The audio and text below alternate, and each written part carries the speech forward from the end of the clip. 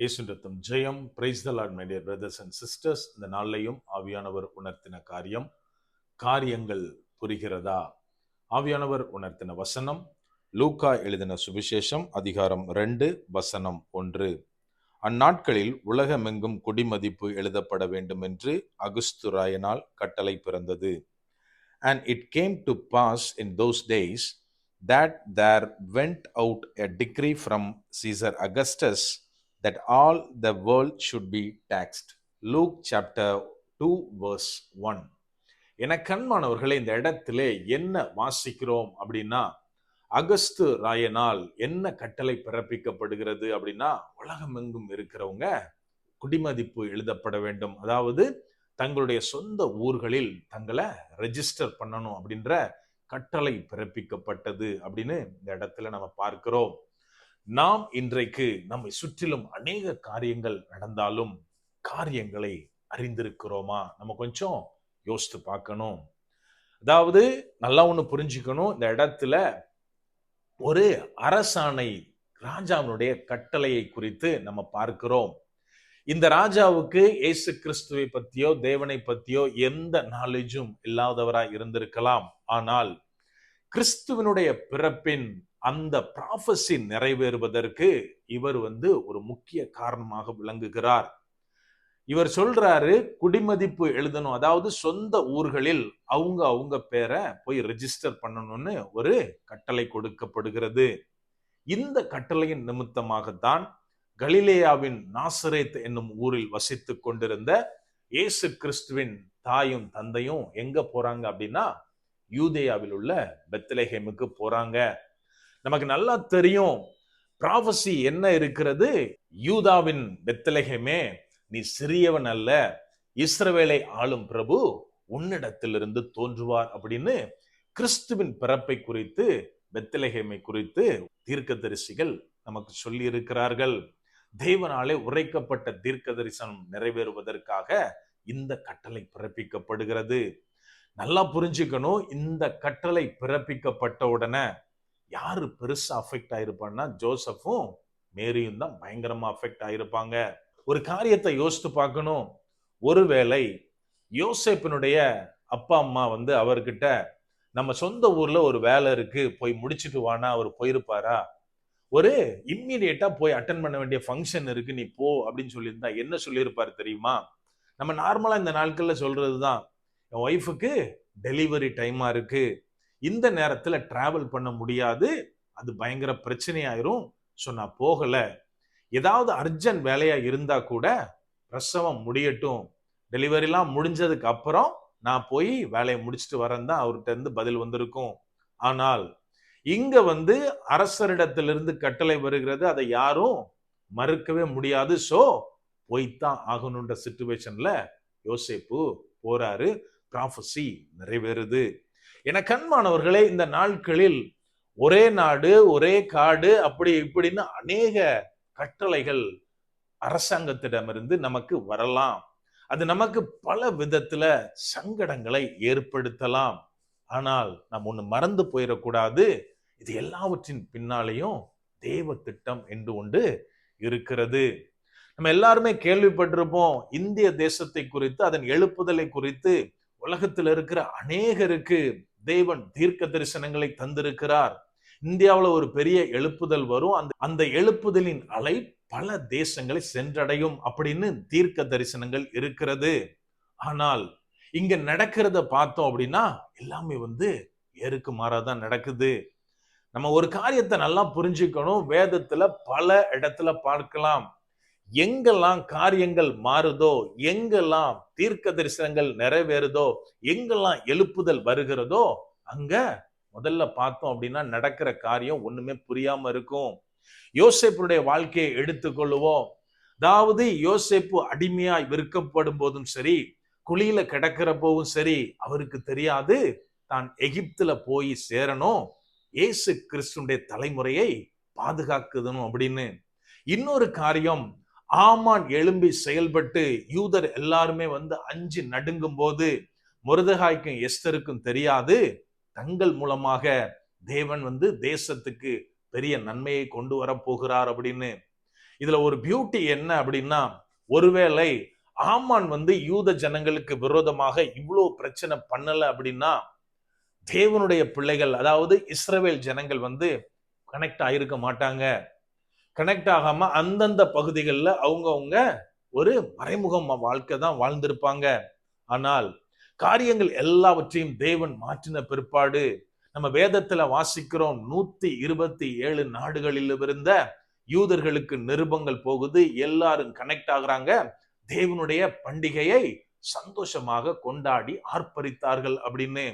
எனக்கு அன்பானவர்களே, நம்ம இன்னைக்கு நினைச்சிட்டு இருக்கோம் சில ஆமான்கள் எழும்பி செயல்பட்டு கொண்டிருக்கிறார்கள், அநேக இடத்துல பிரச்சனைகளை கிரியேட் பண்ணிட்டு இருக்காங்க அப்படின்னு. நல்லா புரிஞ்சுக்கணும். இதுக்கு அப்புறம் தான் நிறைய பேர் டினாமினேஷன்ஸை மறந்துட்டு பிரேயருக்காக ஒன்னு சேர்ந்தோம். நம்ம எல்லாரும் இல்ல அவங்க சரியில்லை, இவங்களோட ஆவி சரியில்லை, இவங்களோட நான் உட்கார மாட்டேன், ஒரே ஸ்டேஜ்ல அமர மாட்டேன்னு சொல்லிட்டு இருந்த நாம எப்போ அப்படின்னா சில ஆமான்களை பார்த்த பின்புதான் கைகோத்து செயல்பட ஆரம்பித்தோம். இப்ப ஆமான்களுக்கு என்ன பிரச்சனை தெரியுமா? நம்ம எலியா காலத்துல நடந்த பிரச்சனை தான் இப்பவும். எலியா நினைச்சிட்டு இருந்தாரு நான் மட்டும்தான் தேவனுக்காக இருக்கிறேன் அப்படின்னு. ஆண்டவர் சொன்னாரு, எப்பா நீ மட்டும் இல்ல, உனக்கு தெரியாம 7000 பேரை நான் உள்ள வச்சிருக்கேன் அப்படின்னு. இப்போ ஆமான்கள் சத்துருக்கள் என்ன நினைக்கிறாங்க அப்படின்னா, எப்ப கண்ணுக்கு தெரிகிறதே இவங்க 2.5% 3% இருக்கலாம், ஆனால் கண்ணுக்கு தெரியாம எத்தனை பெர்சன்டேஜ் இருக்கிறாங்களோன்னு குழப்பத்துலதான் பயத்துலதான் அநேக காரியங்களை தேசத்துல கொண்டு வர்றதுக்கு ட்ரை பண்ணிட்டு இருக்காங்க. எனக்கு அன்பானவர்களே, நாம என்னதான் பிரச்சனை வந்தாலும் தேவன் என்ன செய்வார் தெரியுமா? அதை நம்ம அப்போஸ்தலருடைய நடபடிகள்ல பார்க்கலாம். அங்க நம்ம என்ன வாசிக்கிறோம் தெரியுமா? அப்போஸ்தலருடைய நாட்களில இயேசு கிறிஸ்துவை பின்பற்றி இயேசு கிறிஸ்துடைய நற்செய்தியை சுவிசேஷத்தை யாரெல்லாம் சொன்னாங்களோ எல்லா இடத்துலையும் அடி விழுந்தது. அது பரிசேயரா இருக்கட்டும், சதுசேயரா இருக்கட்டும், யூதர்களா இருக்கட்டும், எல்லாருமே என்ன பண்ணாங்க அப்படின்னா ஆப்போசிட்டா நின்று அடிச்சாங்க, துன்புறுத்தினாங்க. கிறிஸ்துவை பின்பற்றினவர்கள் சீஷர்கள் சிதறி ஓடினார்கள் அப்படின்னு நம்ம வாசிக்கிறோம். ஆனா ஒரு காரியம் அங்க பியூட்டிஃபுல்லா எழுதப்பட்டுள்ளது. சிதறி போனவர்கள் தங்க எங்கெல்லாம் ஓடி ஒளிஞ்சாங்களோ, எங்கெல்லாம் அடிக்கப்பட்டு ஓடி மறைந்து கொண்டார்களோ எல்லா இடத்திலையும் சுவிசேஷத்தை அறிவித்தார்கள் அப்படின்னு. எனக்கு அன்பானவர்களே, இன்னைக்கு நம்ம நிறைய காரியங்களை கேள்விப்படுறோம். நார்த்ல சபைகள் அடிக்கப்படுகிறது, சபைகள் இடிக்கப்படுகிறது, சில சபைகளை பாழாக்கி மூடிட்டாங்க அப்படின்னு. சத்துருவுக்கு தெரியாத ஒரு விஷயம் என்னன்னா, ஒரு சபை மூடப்படுகிறது, ஆனால் அங்கே இருந்த கிறிஸ்துவனுடைய விதைகள் எங்கெல்லாம் விழுமோ அங்கே மரமாக வளர்ந்து கொண்டிருக்கிறது.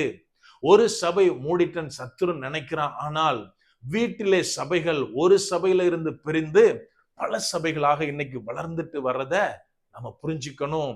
எனக்கு அன்பானவர்களே, இன்னொரு முக்கியமான காரியம் யோசேப்பிட்ட நம்ம பார்க்கணும். யோசேப்பு இந்த சட்டம் வர்றதுக்கு கொஞ்ச நாளைக்கு முன்னாடியே கேள்விப்பட்டிருப்பாரு.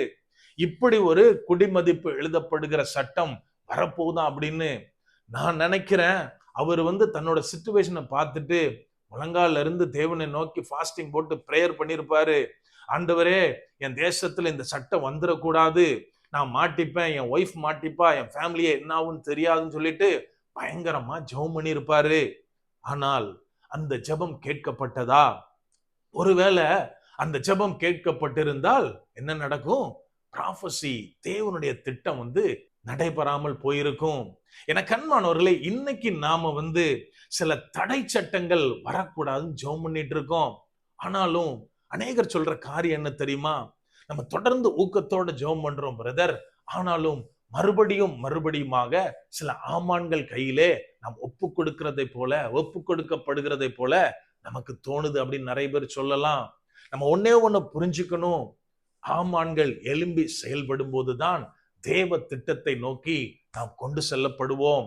எனக்கு அன்பானவர்களே, எப்படி அந்த நாட்களில் சுவிசேஷத்துல பல இடங்கள்ல பார்க்கிறோம், ஒடுக்கப்படும் போது சபை வளர்ந்தது, ஒடுக்கப்படும் போது சீஷர்கள் எண்ணிக்கை பெருகியது, அடிக்கப்படும் போது சபையிலே ஜனங்கள் அதிகமாய் சேர்க்கப்பட்டார்கள் அப்படின்னு நம்ம வாசிக்கிறோமோ, அதை போல நமக்கு நடக்கிற உபத்திரவங்கள், துன்பங்கள், சில காரியங்கள் நமக்கு புரியாமல் இருந்தாலும் சரி, தேவ திட்டம் நிறைவேறுவதற்காகத்தான் எல்லாவற்றையும் தேவன் அனுமதித்து கொண்டிருக்கிறார். இதை நம்ம விசுவாசிக்கணும். ஆகவே எனக்கு அன்பானவர்களே, நம்மை சுற்றிலும் நடக்கிற காரியங்கள், போடப்படுகிற சட்டங்கள், நம்மை சுற்றிலும் சம்பவிக்கிற சம்பவங்கள் ஒருவேளை நம்மளுக்கு புரியாமல் இருக்கலாம். ஆனால் தேவ திட்டம் மாத்திரமே நடக்கணும் அப்படின்னு நம்ம ஊக்கத்தோடு ஜெபம் பண்ண வேண்டும். அப்படியே கண்களை மூடுவோமா? அன்பான ஆண்டவரே, இந்த நேரத்திலே அப்பா உம்மை நோக்கி பார்க்கிறோம்.